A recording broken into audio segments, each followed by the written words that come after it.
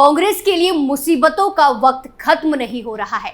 एक तरफ कांग्रेस में बगावत की खबरें सामने आ रही हैं, तो दूसरी तरफ अब कर्नाटक कांग्रेस के सीएम भी बड़ी मुसीबत में फंस गए हैं, जिसे कांग्रेस में हाहाकार मचा हुआ है।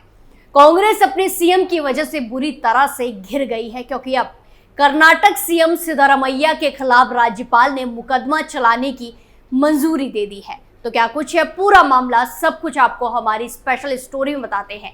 नमस्कार, कैपिटल टीवी में आपका स्वागत है और मैं आपके साथ प्रिया बिस्ट। कर्नाटक सीएम पर बड़ी मुसीबत से हाहाकार, राज्यपाल ने दी मुकदमा चलाने की मंजूरी। कर्नाटक के मुख्यमंत्री सिद्धरामैया पर मुडा भूमि घोटाले मामले में मुश्किलें बढ़ गई हैं। राज्यपाल थावर चंद गहलोत ने सिद्धरामैया के खिलाफ मुकदमा चलाने की मंजूरी दे दी है। मीडिया रिपोर्ट्स के मुताबिक एक्टिविस्ट टीजे इब्राहिम ने मैसूर शहरी विकास प्राधिकरण यानी कि मुडा भूमि आवंटन मामले में सीएम के खिलाफ शिकायत दर्ज करने की मंजूरी देने के लिए राज्यपाल से आग्रह किया था। राज्यपाल थावर चंद गहलोत आरटीआई कार्यकर्ता की तरफ से दायर शिकायत के आधार पर उनके खिलाफ मुकदमा चलाने की मंजूरी दे दी है। जानकारी के मुताबिक बताया गया है कि राज्यपाल ने इब्राहिम को मिलने का समय दिया है, लेकिन राज्यपाल की तरफ से कर्नाटक के सीएम सिद्धरामैया के खिलाफ मुकदमा चलाने की मंजूरी के बाद कांग्रेस में भी हाहाकार मचा हुआ है। कोर्ट में भी गया है मामला। मैसूर शहरी विकास प्राधिकरण यानी कि मुडा वैकल्पिक भूखंड आवंटन घोटाले के संबंध में कर्नाटक के मुख्यमंत्री सिद्धरामैया के खिलाफ 2 निजी शिकायतों की सुनवाई एक विशेष अदालत ने 20 अगस्त के लिए टाल दी। इब्राहिम की याचिका पर 21 अगस्त को सुनवाई होगी। अदालत 2 कार्यकर्ताओं स्नेहमयी कृष्णा और टीजे इब्राहिम की निजी शिकायत की स्वीकार्यता के संबंध में मामले की सुनवाई कर रही है। ये मामला मुडा घोटाले से संबंधित है, जिसमें सिद्धरामैया की पत्नी को मैसूरू शहर के कैसरूर में 3 एकड़ और 16 गुंठा कृषि भूमि के कथित अवैध अधिग्रहण के लिए एक पॉश इलाके में वैकल्पिक भूखंड मिला था।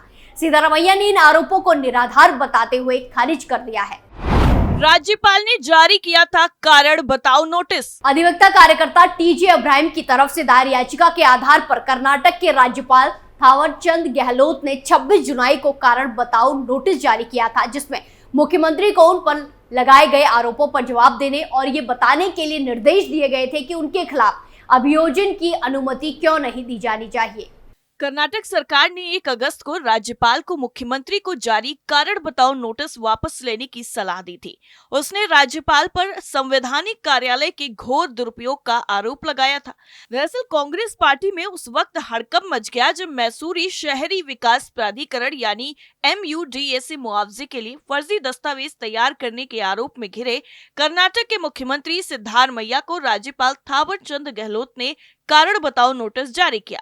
उन्होंने सिद्धरामैया से उनकी पत्नी को महंगी साइट्स के आवंटन में कथित अनियमितताओं को लेकर स्पष्टीकरण मांगा था। मुडा स्कैम को लेकर 25 जुलाई को राज्यपाल से मुलाकात की थी। इस दौरान उन्होंने एक ज्ञापन सौंपा था, जिसमें मामले की सीबीआई जांच करने की मांग की गई थी। इसी दौरान वकील और कार्यकर्ता टीजे इब्राहिम ने सिद्धरामैया पर केस चलाने की अनुमति मांगी थी। राज्यपाल ने इस मामले पर संज्ञान लिया और सिद्धरामैया को नोटिस जारी कर उनका रुख स्पष्ट करने को कहा था। नोटिस जारी होने के बाद कर्नाटक कैबिनेट की मीटिंग बुलाई गई। इसमें सिद्धरामैया को जारी नोटिस पर मंत्रियों ने चर्चा की। हालांकि मीटिंग में सिद्धरामैया शामिल नहीं हुए थे। इस मीटिंग की अध्यक्षता डिप्टी सीएम DK शिवकुमार ने की थी। मीटिंग में राज्यपाल से नोटिस वापस लेने का आग्रह करने का फैसला लिया गया है। मीटिंग के बाद शिवकुमार बोले, राज्यपाल का फैसला लोकतंत्र और संविधान की हत्या करने के बराबर है। डिप्टी सीएम बोले, केंद्र सरकार राज्यपाल का इस्तेमाल कर रही। शिवकुमार ने कहा कि सिद्धरामैया की पत्नी पार्वती को मुडा से वैकल्पिक साइट मिलने के कुछ भी अवैध नहीं है। शिवकुमार ने कहा कि मुकदमे का सवाल ही नहीं उठता है। मुझे उम्मीद है कि राज्यपाल नोटिस वापस ले लेंगे और किसी भी दबाव के बावजूद अपने पद की गरिमा बनाए रखेंगे। लोकतांत्रिक व्यवस्था में भारी बहुमत से चुने गए मुख्यमंत्री के खिलाफ ये कार्रवाई लोकतंत्र की हत्या है और केंद्र द्वारा संविधान के लिए हानिकारक है। केंद्र सरकार राज्यपाल का इस्तेमाल कर रही है। ये एक राजनीतिक दुर्भावनापूर्ण कारण बताओ नोटिस है। हमें राज्यपाल से इसकी कभी उम्मीद नहीं थी। क्या है 50:50 भूमि आवंटन योजना? ये योजना कर्नाटक में पिछली भाजपा और वर्तमान कांग्रेस सरकार के कार्यकाल के दौरान लागू की गई थी। भूमि आवंटन के विवाद इस कारण सुर्खियों में है क्योंकि कर्नाटक के सीएम सिद्धरमैया की पत्नी 2021 में मुडा की इस स्कीम में एक लाभार्थी थी। दरअसल इस स्कीम के तहत मैसूर शहरी विकास प्राधिकरण किसी भूमि पर आवासीय लेआउट विकसित करने के लिए भूमि अधिग्रहण कर सकेगी। अधिग्रहण के बदले लैंड ओनर्स को 50% जमीन किसी विकसित लोकेशन पर दिया जाएगा। लेकिन इस स्कीम पर बढ़ते विवाद के चलते 2023 में शहरी विकास मंत्री बेराठी सुरेश ने वापस ले लिया था। कब और क्या आरोप लगे? केंद्र में भाजपा की सहयोगी जनता दल सेकुलर के नेता और केंद्र मंत्री कुमारस्वामी ने दावा किया कि मैसूर में वैकल्पिक भूमि आवंटन योजना को लेकर विवाद कांग्रेस पार्टी में सिद्धरमैया और उप मुख्यमंत्री डीके शिव कुमार के बीच सीएम पद के लिए खींचतान का परिणाम है। भूमि आवंटन घोटाले का खुलासा एक आरटीआई एक्टिविस्ट ने करते हुए कहा कि पिछले 4 सालों में 50-50 योजना के रूप में जानी जाने वाली योजना के तहत 6000 से अधिक साइटें आवंटित की गई हैं। इस योजना के तहत जिन लैंड ओनर्स की भूमि मुडा की तरफ से अधिग्रहित की गई है उन्हें मुआवजे के रूप में अधिक मूल्य की वैकल्पिक साइटें आवंटित की गई। ऐसे आरोप है कि मैसूर में जिन लोगों की जमीन नहीं गई उन्हें भी इस योजना के तहत ज्यादा मूल्य की वैकल्पिक साइटें दी गई। घोटाले की जांच की मांग की गई। 5 जुलाई को एक्टिविस्ट कुरबरा साथ कुमारी ने गवर्नर को चिट्ठी लिखते हुए कहा कि मैसूर के डिप्टी कमिश्नर ने मुडा को 8 फरवरी 2023 से 9 नवंबर 2023 के बीच 17 पत्र लिखे और 27 नवंबर को शहरी विकास प्राधिकरण कर्नाटक सरकार को 50-50 अनुपात घोटाले और मुडा कमिश्नर के खिलाफ जांच के लिए लिखा था। इसके बावजूद मुडा के कमिश्नर ने कानून के डर के बिना हजारों साइटों को आवंटित किया। ऐसे में अब इस कथित घोटाले को लेकर भाजपा मौजूदा कर्नाटक सरकार पर हमलावर है।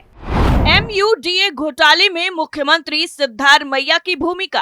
केंद्रीय मंत्री और वरिष्ठ बीजेपी नेता शोभा करंदलाजे से जब मीडिया से पूछा गया तो मुख्यमंत्री सिद्धरमैया की मुडा के कथित घोटाले में क्या भूमिका है, इस पर उनका जवाब था कि जमीन के लेन देन का मामला जब से शुरू हुआ है तभी से सिद्धरमैया हमेशा महत्वपूर्ण पदों पर रहे। उनका परिवार इसमें लाभार्थी है, ऐसे में उनकी इसमें भूमिका ना हो ऐसा हो ही नहीं सकता। दरअसल मैसूर अर्बन डेवलपमेंट अथॉरिटी ने 1992 में कुछ जमीन रहस्यमयी इलाके में विकसित करने के लिए किसानों से ली। उसे डिनोटिफाई कर कृषि भूमि से अलग किया गया, लेकिन 1998 में अधिकृत भूमि का एक हिस्सा मुडा ने किसानों को डिनोटिफाई कर वापस दिया, यानी एक बार फिर से जमीन कृषि की जमीन पर बन गई। 1998 में सिद्धरमैया डिप्टी सीएम थे और सरकार JH पटेल की थी। 2004 में डेनोटिफाई जमीन के एक टुकड़े को सिद्धरमैया की पत्नी पार्वती के भाई ने खरीदा। यह जमीन 3 एकड़ 14 गुंठा थी। 2004-5 में कर्नाटक में कांग्रेस JDS की साझा सरकार थी और उस वक्त सिद्धरमैया उप मुख्यमंत्री थे। इसी दौरान जमीन के विवादास्पद टुकड़े को दोबारा डेनोटिफाई कर कृषि की भूमि से अलग किया गया, लेकिन जब जमीन का मालिकाना हक लेने सिद्धरमैया का परिवार गया तब पता चला कि वहां लेआउट विकसित हो चुका था। ऐसे में मुडा से एक हक की लड़ाई शुरू हुई। 2013 से 2018 के बीच सिद्धरमैया मुख्यमंत्री थे। जमीन की अर्जी उनके परिवार की तरफ से उन तक पहुंचाई गई, लेकिन मुख्यमंत्री सिद्धरमैया ने इस अर्जी को ठंडे बस्ते में डाल दिया, ये कहते हुए कि वो मुख्यमंत्री हैं और लाभार्थी उनका परिवार है। ऐसे में वो इस फाइल को आगे नहीं बढ़ाएंगे। 2022 में तत्कालीन मुख्यमंत्री बसवराज बोम्मई के पास फाइल फिर पहुंची, तब सिद्धरमैया विपक्ष के नेता थे।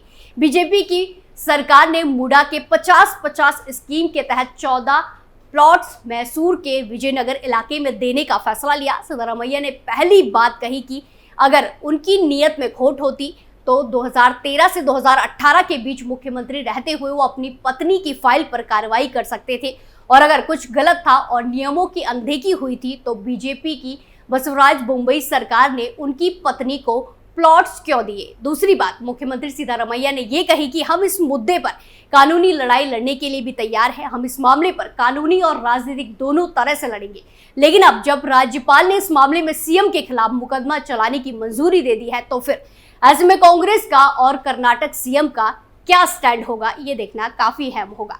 स्पेशल स्टोरी में फिलहाल के लिए इतना ही। बाकी तमाम खबरों के लिए देखते रहिए कैपिटल टीवी। नमस्कार।